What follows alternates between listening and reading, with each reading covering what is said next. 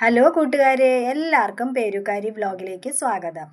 ദാണ്ട എന്താ കാണിക്കുന്നതെന്നല്ലേ, അത് പറയുന്നതിന് മുമ്പേ ഞാൻ നിങ്ങൾക്കൊരു കാര്യം പറയട്ടെ. എൻ്റെ ചാനൽ ആദ്യമായിട്ടാണ് കാണുന്നതെങ്കിൽ എല്ലാവരും ഒന്ന് സബ്സ്ക്രൈബ് ചെയ്ത് സപ്പോർട്ട് ചെയ്യണേ. അതേ കണക്ക് തന്നെ ബെൽ ബട്ടൺ ക്ലിക്ക് ചെയ്ത് ഓൾ എന്ന ഓപ്ഷൻ എനേബിൾ ആക്കി വെക്കണം കേട്ടോ. എന്നാലേ ഞാൻ ഇടുന്ന പുതിയ വീഡിയോക്ക് നോട്ടിഫിക്കേഷൻ കിട്ടുകയുള്ളൂ കേട്ടോ. എന്നാൽ എന്താ ഉണ്ടാക്കുന്നതെന്ന് പറയട്ടെ. ക്യാബേജ് പക്കോടയാണ് ഞാൻ ഉണ്ടാക്കുന്നത്. ഞാൻ അതെല്ലാം അരിഞ്ഞെടുത്തിട്ടുണ്ട്. ക്യാബേജ് ചെറുതായിട്ട് നീളത്തിൽ കനം കുറച്ച് അരിഞ്ഞെടുക്കണേ. അതേ കണക്ക് സവാളയും ചെറുതായിട്ട് കനം കുറച്ച് നീളത്തിൽ തന്നെ അരിഞ്ഞെടുക്കണേ. പിന്നെ കറിവേപ്പില, ഇഞ്ചി, പച്ചമുളക്, ഇത്രയാണേ. ഇനി നമുക്കാണെങ്കിൽ ഇതെല്ലാം കൂടെ ഒരു പാത്രത്തിനകത്തോട്ടാക്കെ. ക്യാബേജ് അരിയുമ്പോഴേ ഒരുപാടങ്ങ് കൊത്തിപ്പൊടിച്ച് തോരൻ അരിയുന്ന കണക്ക് അരിയണ്ട. ചെറിയ ചെറിയ നീളത്തിൽ നമ്മൾ സവാള ചെറുതായിട്ട് കനം കുറച്ച് അരിയത്തില്ലേ, നീളത്തിൽ തന്നെ, അതേ കണക്ക് തന്നെ ക്യാബേജ് അരിഞ്ഞെടുക്കണേ. സവാളയും നമ്മൾ എത്രത്തോളം കനം കുറയ്ക്കാവോ അത്രത്തോളം കനം കുറച്ച് വേണേ അരിഞ്ഞെടുക്കാൻ. പിന്നെ ഒരു വലിയ കഷ്ണം ഇഞ്ചി ഞാൻ ചേർത്തിട്ടുണ്ട്. ക്യാബേജ് ചിലവർക്ക് വയറ്റിന് കംപ്ലൈൻറ്റ് ഉണ്ടാക്കത്തില്ലേ, അത് കാരണം ഞാൻ ഒരു വലിയ കഷ്ണം ഇഞ്ചി ചേർത്തിട്ടുണ്ട്. ഇനി ഞാനൊരു വലിയ പച്ചമുളകും ചേർത്തിട്ടുണ്ട്. അതിന് എരി കുറവുള്ള പച്ചമുളക്, അത് കാരണം ഒരു വലിയ പച്ചമുളക് ചേർത്തത് കേട്ടോ. കൊച്ചുങ്ങൾക്കൊക്കെ കൊടുക്കാനാണെങ്കിലേ നമുക്ക് ഈ പച്ചമുളക് ഒഴിവാക്കാം കേട്ടോ. പിന്നെ ഒരു 2 തണ്ട് കറിവേപ്പിലയും ചേർക്കുന്നുണ്ടേ. ഈ കറിവേപ്പില ചേർക്കുമ്പോഴേ വലിയ ഇലയാകുന്നെങ്കിൽ നമ്മൾ എന്ത് ചെയ്യണമെന്നറിയാമോ, അതൊന്ന് മുറിച്ച് ചെറുതാക്കി ഇട്ട് കൊടുക്കണം കേട്ടോ. കണ്ടോ, ദാണ്ട എല്ലാവരും കണ്ടില്ലെന്ന് പറയല്ലേ. ഇനി എല്ലാം ചേർത്തിട്ടുണ്ട്. ഇനി നമുക്ക് പൊടികൾ ചേർത്ത് കൊടുക്കാം. ഇതിനകത്ത് ഞാൻ 2 സ്പൂൺ മുളക് പൊടിയാണ് ചേർക്കുന്നത്. ഇത് കൊച്ചു സ്പൂണാണ്. പിന്നെ അതേ കണക്ക് തന്നെ ഒരു 1/4 സ്പൂൺ മഞ്ഞൾപ്പൊടിയും ചേർത്തിട്ടുണ്ട്. പാകത്തിന് ഉപ്പും ചേർക്കണം. ഇനി നമുക്ക് ഇതെല്ലാം കൂടെ ഒന്ന് അതിന് മുമ്പേ ഞാൻ പെരിഞ്ജീരകം ചേർത്തിട്ടുണ്ട് കേട്ടോ. പെരിഞ്ജീരകം എന്ന് വെച്ചാൽ നമ്മൾ മസാലയ്ക്കകത്തൊക്കെ കിട്ടുന്ന, നമ്മൾ അരയ്ക്കുന്ന നല്ല ജീരകമല്ല, ആ വലിയ ജീരകമില്ലേ, അതാണ് ചേർക്കുന്നത് കേട്ടോ. ഇനി ഇതെല്ലാം കൂടെ നന്നായിട്ട് കുഴച്ചെടുക്കണമെന്ന് വെച്ചാൽ നല്ലപോലെ തിരുമ്മി യോജിപ്പിക്കണം.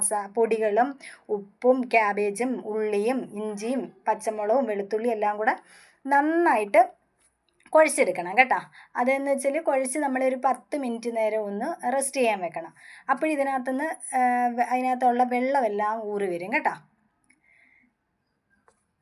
ഇപ്പോൾ ഒരു 10 മിനിറ്റ് കഴിഞ്ഞിട്ടുണ്ട്. ഇനി നമുക്ക് അത് നോക്കാം. ഇതിപ്പോൾ നല്ല കുഴാന്നിരിക്കുന്നുണ്ടോ. നമ്മൾ ഉള്ളിവടയൊക്കെ ഉണ്ടാക്കുമ്പോൾ നമ്മളിങ്ങനെ ഉപ്പിട്ട് തിരുമ്മി വെക്കത്തില്ലേ, അതേ കണക്ക് കേട്ടോ. ഇനി അതിനകത്തോട്ട് നമുക്കാണെങ്കിൽ ഈ കായപ്പൊടിയാണ് ഞാൻ ചേർത്ത് കൊടുക്കുന്നത്. കുറച്ച് കായപ്പൊടി മതി കേട്ടോ, ഒരു ഇച്ചിരി കായപ്പൊടി. അതിൻ്റെ ഹോള് ചെറുതായത് കാരണമാണ് 2-3 വട്ടമായിട്ട് തട്ടേണ്ടി വന്നത് കേട്ടോ. ഇച്ചിരി കായപ്പൊടി മതി കേട്ടോ. അതേ കണക്ക് തന്നെ കടലമാവാണ് നമ്മൾ ചേർക്കുന്നത്. 2 സ്പൂൺ കടലമാവാണ് ഞാൻ ചേർക്കുന്നത്. വേണമെങ്കിൽ പിന്നെ നമുക്ക് ചേർത്ത് കൊടുക്കാം, അതിനകത്ത് വെള്ളത്തിൻ്റെ അംശം അനുസരിച്ച്. അതേ കണക്ക് തന്നെ മാവ് കൂടിപ്പോവാനും പാടില്ല. നമ്മൾ ഉള്ളിവടയ്ക്കൊക്കെ ഒരുപാട് മാവ് ചേർക്കത്തില്ലല്ലേ, അതേ കണക്ക് തന്നെ ഇപ്പം ഞാൻ 1 സ്പൂൺ അരിപ്പൊടിയും കൂടാണ് ചേർത്തേക്കുന്നത്. ഇനി ഇത് നമുക്കാണെങ്കിലും ഒന്ന് തിരുമ്മി വെള്ളത്തിൻ്റെ അനുസരിച്ച് നമുക്കൊന്ന് കുഴച്ചെടുത്ത് നോക്കാം. അഥവാ നമുക്ക് വെള്ളം കൂടുതലായിട്ട് തോന്നുകയാണെങ്കിൽ ഇച്ചിരി മാവും കൂടെ നമുക്ക് ചേർത്ത് കൊടുക്കാം കേട്ടോ. ഞാൻ ആദ്യം ഇതൊന്ന് കുഴച്ച് നോക്കട്ടെ. നോക്കിയിട്ട് വെള്ളം ഇച്ചിരി കൂടുതലാണെന്ന് തോന്നുകയാണെങ്കിൽ വീണ്ടും മാവിടും കേട്ടോ. എന്ന് വെച്ച് നമ്മൾ ഒരുപാട് മാവ് കൂടിപ്പോവാനും പാടില്ല കേട്ടോ. നമുക്ക് ഇങ്ങനെ പിടിക്കാൻ പറ്റുന്ന പാകത്തിന് മാവ് വേണേ. അത് ഇച്ചിരി കൂടെ വെള്ളമുണ്ട്, അത് കാരണം ഞാൻ 1/2 സ്പൂൺ കടലപ്പൊടിയും 1/2 സ്പൂൺ അരിപ്പൊടിയും കൂടെ വീണ്ടും ചേർത്ത് കൊടുക്കുന്നുണ്ട് കേട്ടോ. മൊത്തം ഇപ്പം 2.5 സ്പൂൺ കടലപ്പൊടിയും 1.5 സ്പൂൺ അരിപ്പൊടിയുമാണ് ഞാൻ ചേർത്തിരിക്കുന്നത്. ഇനി ഇത് നന്നായിട്ട് നമുക്ക് കുഴച്ചെടുക്കാം. ഇനി ഞാൻ കുഴച്ച് വെച്ചിട്ടേ ഞാൻ മോളെ വിളിക്കാൻ പോയിട്ട് പിന്നെ സ്കൂളിൽ നിന്ന് വന്നതിന് ശേഷമാണ് ഞാൻ വറുത്ത് കോരിയത്. ഞാനാണെങ്കിൽ ഒരു ചട്ടി അടുപ്പത്ത് വെച്ചിട്ടുണ്ട്. അതിനകത്തോട്ട് ഞാൻ എണ്ണ ഒഴിച്ചു കൊടുക്കുന്നത്. ഞാൻ പാം ഓയിലിനകത്താണ് ഇത് വറുത്ത് കോരുന്നത്. ഇനി ഓരോന്നും എണ്ണ നന്നായിട്ട് ചൂടായി വരുമ്പോൾ നമുക്ക് മീഡിയം ഫ്ലെയിമിൽ ഇടണേ. എന്നിട്ട് വേണം ഇത് നമ്മൾ കനം കുറച്ചിങ്ങനെ ചെറുതായിട്ട് എന്താ പറയുക, ഇങ്ങനെ കുഞ്ഞായിട്ട് നമുക്ക് ഇടാം.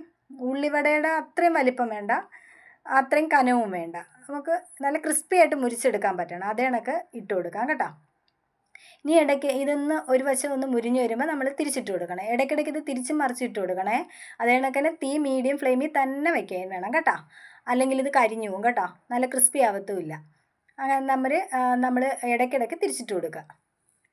ഇനി ഇത് 2 സൈഡും നന്നായിട്ട് മുരിയണം. മുരിയണമെന്ന് വെച്ചാൽ കരിക്കരുത്.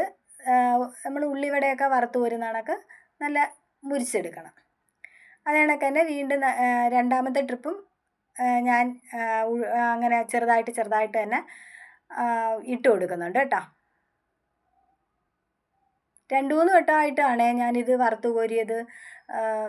കൊച്ചതായിട്ടല്ലേ പിച്ചിടുന്നത്, അപ്പോൾ നമുക്ക് കുറച്ച് സമയം എടുക്കും തോനെ അതെല്ലാം മുരിച്ചെടുക്കാൻ വേണ്ടി. ഞാൻ രണ്ടാമത്തെ ട്രിപ്പും കോരി എടുത്തിട്ടുണ്ട് കേട്ടോ. ഇത് കണക്ക് തന്നെ നമ്മൾ 2-3 ട്രിപ്പായിട്ട് നമ്മൾ പെയ്യനെ ഇത് വറുത്ത് കോരി എടുക്കണം. തീ കൂട്ടി വെച്ച് വറുക്കുകയേ ചെയ്യരുത്, അത് കരിഞ്ഞു പോകും കേട്ടോ, ഉള്ളു വേവത്തുമില്ല. ഉള്ളു വേവാൻ നമ്മൾ കനം കുറച്ചാണ് ഇടുന്നത്. ഇനി നമുക്കൊരു ചായയും കൂടെ ഉണ്ടാക്കാം.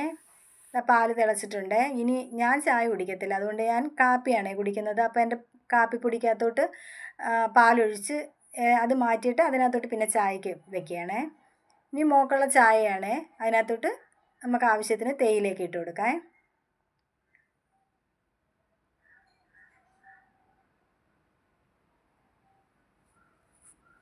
നന്നായിട്ട് തിളച്ച് പൊന്തിയിട്ടുണ്ടേ.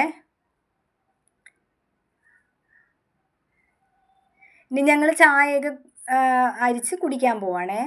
അപ്പോൾ എല്ലാവരും ചായക്കൊക്കെ വൈകുന്നേരം കടി ഉണ്ടാക്കുമ്പോൾ ഇതും ഉണ്ടാക്കി നോക്കണം കേട്ടോ. അപ്പം ഞങ്ങൾ ചായയും ക്യാബേജ് പക്കോടയും കഴിക്കട്ടെ. അടുത്ത വീഡിയോ ആയിട്ട് വീണ്ടും കാണാം. എല്ലാവരും ട്രൈ ചെയ്ത് നോക്കിയിട്ട് കമൻ്റ് ഇടണേ.